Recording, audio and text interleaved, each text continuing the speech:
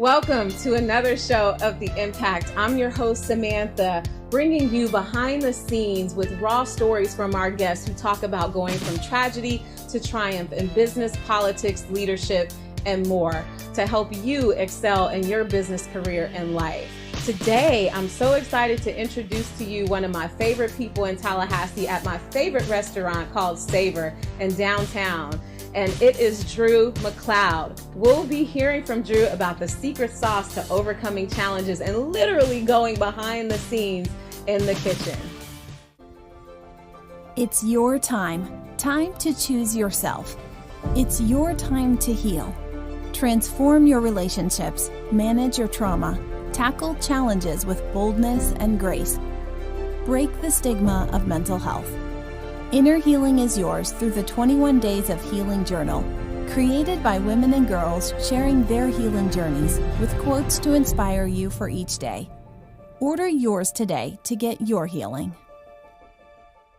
Drew, welcome to the show. Thank you so much. I've been looking forward to doing this. I'm so glad to have you. You are the owner of my favorite restaurant in Tallahassee. I don't know if that's a bad thing that I'm saying that, but I'm confessing. You're one of our favorite guests. So we love having you here, and you know, it's an honor to serve the Tallahassee community in the way that we do. Yeah, you have some delicious stuff on the menu, so I can't wait for us to actually show the viewers and taste something today. But I want to get into your story because when you and I talked, you told me about some cool things in your life, and I just thought, wow, this is something that people need to hear. Our show is about going from tragedy to triumph, helping people in business, politics, and leadership. So you have like all of this stuff in your life that has gotten you from a place, you were in a place of tragedy and you've gotten to a place of success. And people would look at you and think, you've just been successful all your life. I know I did. I'm like, oh, he's been this way since he was born, right? You just... No. You know, I think we all have certain things that happen to us throughout our lives, and the journey's important. And it's important not to forget where you came from so that as you move forward, you can share that with others in such a way that it may impact them in a positive way that I was able to overcome that. And I had what I call the lost years. And many people may have heard my podcast relating to what that's really all about. But, you know, there was drug abuse and there was, you know, some things that I regret having done. But fortunately, by the grace of God and loving parents and a loving family, I was pulled out of that environment. And although it took me a little longer to kind of really understand who I was and what I felt I needed to do to succeed, you know, we've gotten through some of that, but I look at it as an ongoing learning process. I'm still learning. I'm still trying to get better, and I'm just fortunate to have come out the other side and had some success on the way. Wow. And you know, you don't know a person's story until they really tell it. True. Because looking at you, I would have never guessed that was your past. And so when you talk about overcoming, I mean, you have a great restaurant. You've been in the restaurant business for years, and I want to learn more about that too in your journey. But when you talk about like the stuff you went through, those lost years, as you call it, how do you feel like, what was that moment that you knew you were coming out of that, like you were going to get out of that situation? Well, it goes back to an opportunity that was created to reconcile with my parents. And I kind of left them at a very young age, at 17, as soon as I graduated high school. And although we were connected, we were distant, and I was rebellious, you know, in so many ways. And when life really, you know, I hit bottom, essentially, they came and rescued me. And we began that process of healing and reconciling so that, you know, those issues that were involved emotional anger and distrust were able to be, you know, smoothed out over time as they got to know who I was as a man and not as a kid. And then my ability to start understanding who I was as a son of God is the way I looked at it.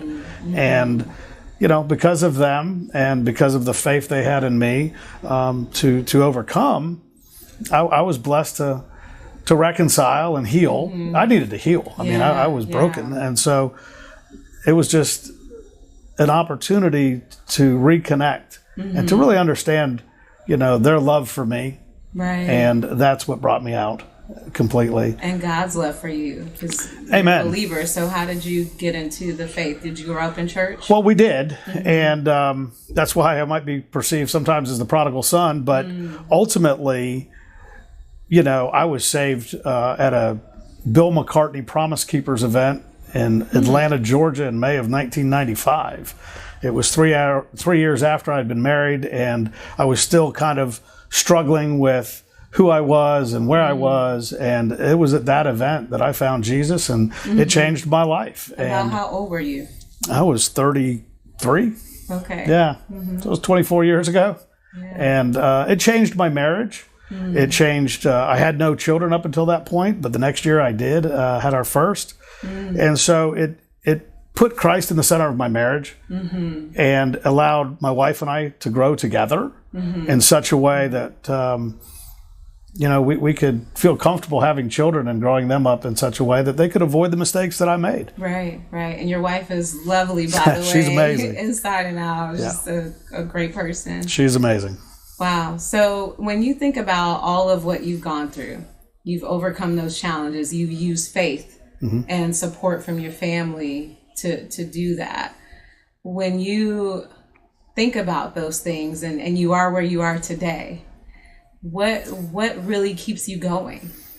I think it's the opportunity to give back, to mentor others, to work with others. We consider everybody here at Savor family. We consider guests family. So if you walk in as a guest, we're hoping you walk out as family. You've seen it. We genuinely care. It's not a game that we're playing. It's not some kind of shtick that we do to get people to come back. We do it because we care. We care about their dining experiences. We care about the memories they're creating, whether it's for a birthday, an anniversary. We just want to celebrate with people and give them an environment that makes them feel special. Right. And I think in doing so, we take that same type of culture into the team mentality. Yeah. So when we hire an individual, it's about their character. That's what we're looking for first and foremost. I call it the Big Five. It's in my kitchen. You see it on the walls in my office. But it's really about finding individuals that want to make a difference, finding individuals that have character. I can't really teach that. Right. I can teach them how to do certain things and skills to affect what we're hoping to do within the business. But I look for people of character. I look for people that are looking for second chances, and giving them opportunities, surrounding them in an environment of love that says, I care about you, and as a result, I will help grow you. You will help grow me. I learn as much from the people I hire than they probably learn from me. And so it's a very symbiotic relationship that we have with each of the team members. It hurts to lose them when they move on for the right reasons or the wrong reasons, but it hurts because we care so much about them and we want to see them succeed. Yeah. Well, before we go to commercial break, I want to hear, what is your secret sauce to overcoming challenges? Oh my gosh. It without a doubt, faith. Yeah. The opportunity to draw on an inner spiritual relationship with Jesus Christ is the thing that has given me the opportunity to move beyond some of the issues in my life. Even today, I mean, we still have them, right? They don't go away, and they might be different, but ultimately, I feel that I can always rely on my faith and that it will bring me through anything. Great. All right, so when we come back with Drew, we will actually be in the kitchen, and we're taking a tour of the restaurant, so stay tuned. We're gonna hear a bit more from Drew, and we'll be in the kitchen and back with you soon. Check out Aegis Business Technologies, your IT management and technology support solution, providing on-site and remote support, cloud technologies, and cybersecurity solutions to Tallahassee and North Florida. Aegis Business Technologies, connecting people and technology. We're back with Drew McLeod at my favorite restaurant in Tallahassee, Savor Downtown. Drew, you just told me about some of the ways that you overcome challenges, and the main thing, your secret sauce to overcoming challenges, is faith. Yes. What advice would you give to young people who are either trying to be successful in any area, the restaurant field, or just trying to overcome those challenges in life? Well, first of all, I've never considered myself the smartest guy in the room. And ultimately, I think where my success came from was my willingness to outwork everybody else. And I still try to have that work ethic and balance life at the same time. But I think what it takes, particularly in the hospitality industry, is a willingness to work really hard, Right. and have an open willingness to be coached. Those two things alone will get them further down the path than they might think. There are no real glass ceilings in the hospitality industry. You don't have to have a degree, although sometimes it can help. But you do have to have a work ethic, and you have to have integrity in what you do. Absolutely. And again, that's part of what I try to create in terms of our culture here. We want somebody that's hardworking. We want somebody that's respectful. We want somebody that has integrity, that has a great attitude, and is dependable. And those 5 things, our big 5, are the ones that drive us to succeed. Yeah. And I have to show those 5 characters every day to my team. But if I were a younger person today wanting to break into really any field, outwork the competition, have integrity in what you do, and work hard. Yeah. And so you say you weren't the smartest, but I beg to differ. So what would you, when you were growing up in high school, when they do the whole most likely to succeed and all of that, what did your peers say about you? Well, I was a Party animal? No, I mean, a little, but actually in high school I was a serious athlete. So I played at the local, I played at state, I played at some national levels as a goalkeeper in soccer. And so I was very serious about the sport at that time. I didn't get into my lost years until, kind of college, and I was introduced to some things away from the home. But, I had a very stable environment growing up. Father, mother, brother, sister. So sports was really, what my life revolved around up until I moved to Tallahassee in 1980. And even then it was a little bit, because I was a senior in high school. It was a little awkward making a change from being in Miami, growing up, and coming up here as a 16-year-old and finishing out my senior year at Lincoln High School. So it was a little bit of an adjustment for me. I had to get rid of the clogs, the long hair, put on some cowboy boots, and borrow a pickup truck to try to adapt to the culture. But ultimately, I think what my peers might say is, I was a really nice guy and fun to be around. I'm kind of an extrovert. So, but at that point in my life, they would have seen me more as an athlete than they would have as a partier. Yeah. And you see, our show, we have young people watching, and you seem to get along well with young people like my nephew, Sean, who you met. Absolutely. And I think it's good that young people understand, like, just because this is how you're perceived and who you were in high school, you can be something totally different and still be successful. It doesn't have to be what everyone thought you would be. No, and So I you're think an example of that. I think being approachable more than anything, and open, and non-judgmental. I mean, I'm called as a Christian to love everybody, and putting love above all else first. I'll give somebody every opportunity and make every assumption that they're wonderful and great first. Until you prove me wrong, I'm going to love on you. So it doesn't matter who you are or what you look like. It doesn't matter what color you are. It doesn't matter what your station in life is. Your socioeconomic position doesn't matter to me. I'm not better than you, and or nor is anybody really better than me in the sense of who we are at the foot of the cross. And so for me, I view people through that prism. It's more of a biblical worldview than a secular worldview, but that's the approach I take. And I get to meet some great people along the way because we put them first rather than ourselves. Yeah, and I will tell you, I say some things raw on camera at times, but I want you to know this, that, we're in legislative session time right now. And I've been in here 2-3 times a week before session, and then during session. The first time I came in during session, I thought, is Drew going to treat me the same? Because he's got all these legislators and big time folks coming in, am I still going to get the royal treatment?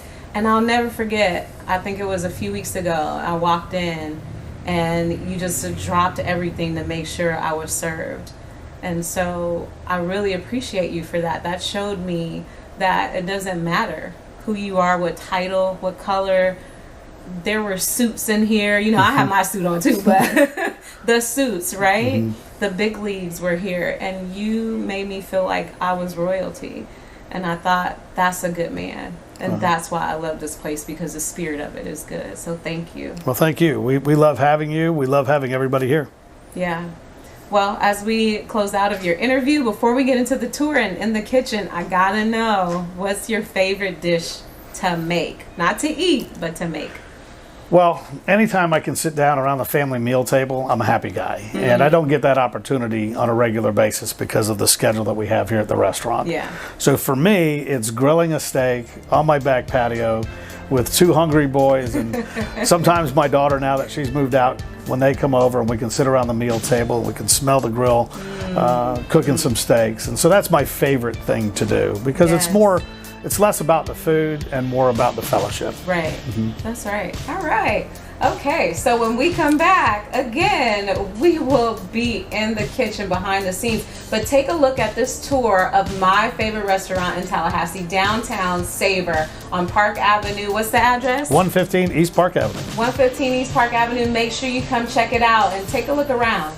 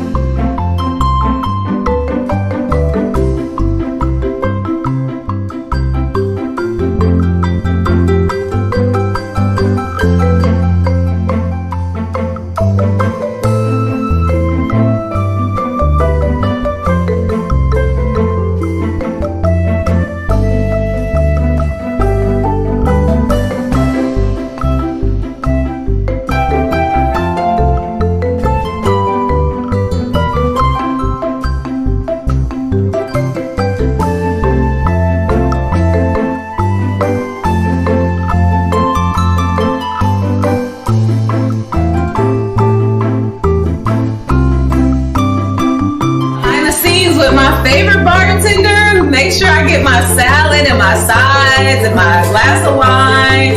You know, I always got you taken care of. Come see us at Savor. Yes. Absolutely. Gosh, he's so amazing. So guys, come check him out. You're amazing, and you guys are amazing, and we're here for y'all. So come see us. Let us take care of you. We've got the best happy hour in town, the best chef in town, and the best bartender in town. I'm not gonna say it. I'll let you say it. All right, pound it out. Yes, yeah.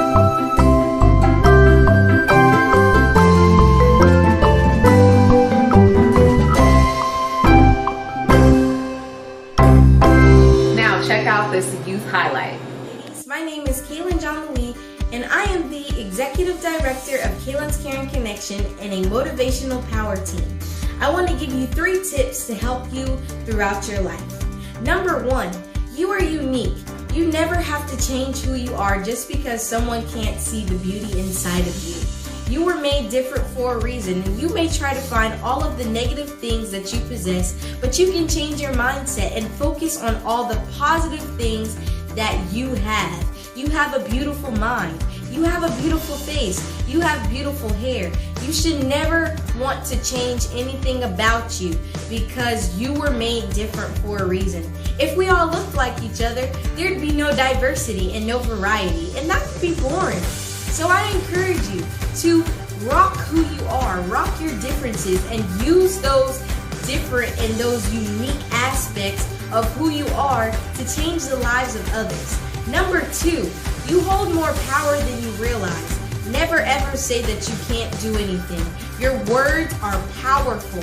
If you say that you're going to pass your test, if you say that you're going to be a successful young lady, it will come to pass. Don't ever doubt who you are, and don't ever try to hide or dim your light. You were put on this world for a reason, so use that power inside of you. You never know how much you can change somebody's life just by having a conversation with them. You have that much power in you to change who you are, let alone change the world. So don't be afraid. You hold so much power, and I want you to know that if no one has ever told you that they believe in you, I believe in you. Number 3, you can change the world. It doesn't matter how old you are. You can be 5, you can be 20, you can be the oldest age alive. You are never too young, never too old to make a difference in your community. Don't allow people who don't want you to be great to dim your light, to limit who you are, because you were created for a reason. I know that you got this. If you have a vision, if you have something that you're going towards, don't let anything stop you, because if you know it can make a difference in somebody's life, and if you know it can impact somebody, you should never hide that inside. Your voice matters, your words matter, and you matter. You can change the world by a simple message, by a simple time where you're just sharing tips on how to encourage people. You can change the world by just being you. Never be afraid to be the beautiful young lady you are inside. You were created for a reason, for a season, for a time as this. I hope you stay inspired, and I hope you know that you can be an amazing young lady who is ready to lead. I encourage you to please engage in Ladies Learning to Lead Conference, because you can learn some more powerful and inspiring tips that will help you for a lifetime. I am super excited right now, like for real, for real. I'm getting to go behind the kitchen of my favorite restaurant.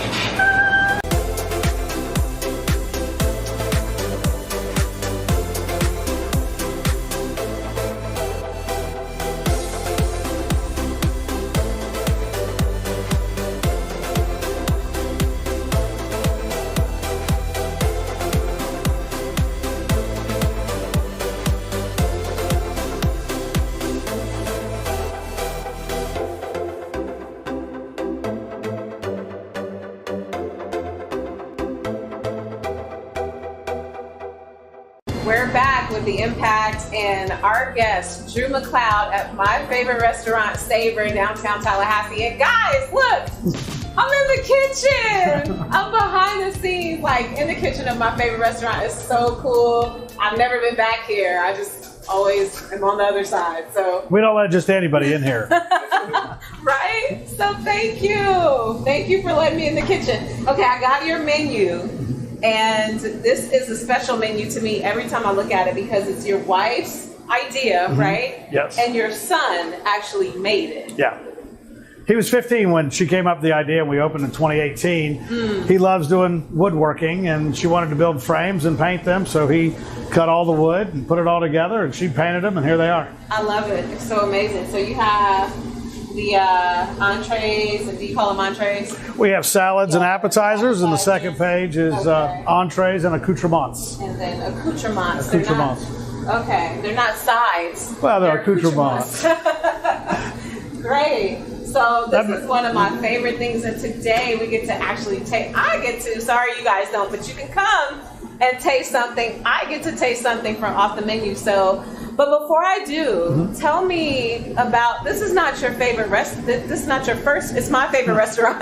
It's not your first restaurant though. No, most people know me from Paradise Grill and Bar and from Finney's, which we had on St. George Island for 12 years. Paradise was around for 18 years, and I was just fortunate to sell out in January of 08. So here we are 13 years later.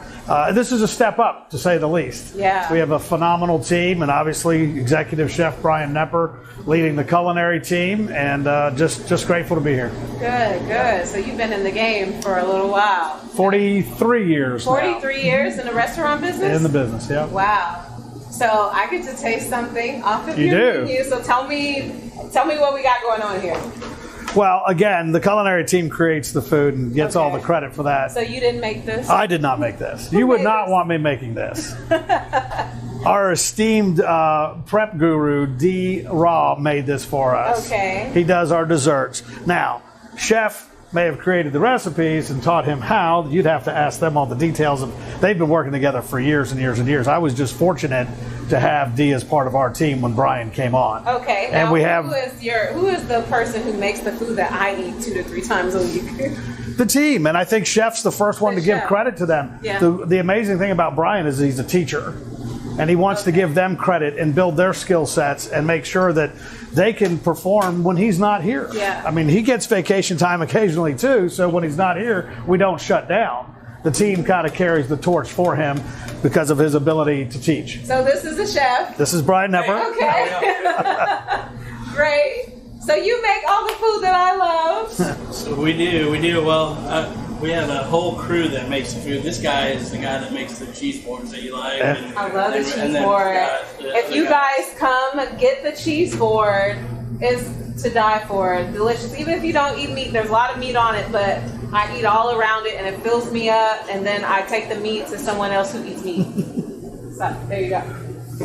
All right, so what do we have here? So we're doing our flourless chocolate cake. We use some espresso powder, some Caldo chocolate, eggs. There's no flour, there's no nuts, there's no flour. It's rich. And what do you call it? Flourless chocolate. Flourless chocolate. Yeah. Who does that? Yeah. A flourless chocolate cake? So, real simple. It's time to make the chocolate. Time to get the bacon out of the oven. There's deliveries and everything going on. We are really behind the scenes. There's deliveries, they're cooking. This is like amazing. So we got some fresh whipped cream, some raspberry coulis, some toasted almonds. And then we're going to garnish it with a fresh mint sprig and a little nasturtium flour. I've never had this. And there you go.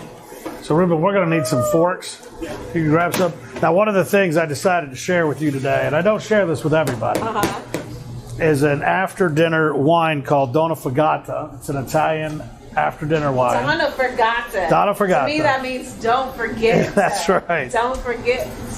So this has the flavors of apricot and orange peel. So what I'm going to ask you to do is to take a bite before you try it. I say apricot. Apricot? Yeah. Okay. Apricot. Potato, you're good. So you're going to take a bite of the torte and then take a sip of the Donna Fagata. Look at the glasses. It's so pretty. Okay, thank you. I'm going to have to take a bite this too. Is beautiful. We got to get a picture. This is just beautiful, gorgeous. Okay, here we go. So what do I do? Do I do the... You can do a little whip and some chocolate, yeah. Okay. Don't be afraid. Oh, whip and chocolate? Yeah, a little bit. That's perfect bite. All right. Oh, perfect. Yeah. The chef says it's perfect.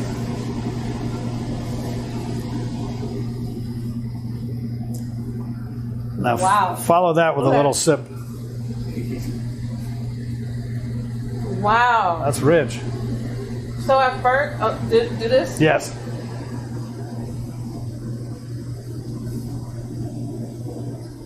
Heaven on earth right there. Oh my gosh, you guys.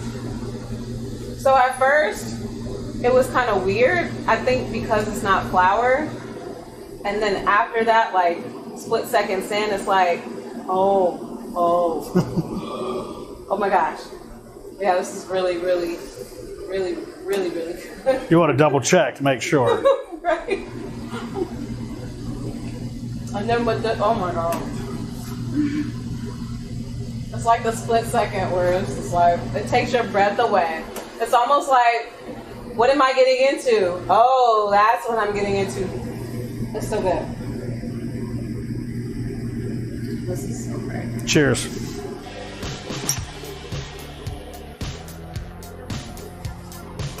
You guys. Love that. Make sure you come check out Savor. Now my ultimate favorite restaurant. 115? 115 East Park Avenue. East Park Avenue. Check it out. Drew, had a social distance with you a little bit. Thank you for coming on the show and being a guest. This has been amazing. My favorite restaurant in Tallahassee, downtown Savor, your story. This cake, the chef, compliments to the chef. He walked out and he's cooking more food for me tonight because I'll be back. So make sure you guys come. Drew, thanks again for being on the show. Thanks for having me. All right, guys. Until next time, make sure that you all rise above challenges, as I always tell you and encourage you to rise above setbacks, rise above those challenges using the secret sauces that my guests have given you, and rise above trauma so that you can rise like the phoenix. Until next time, we'll see you and go be great.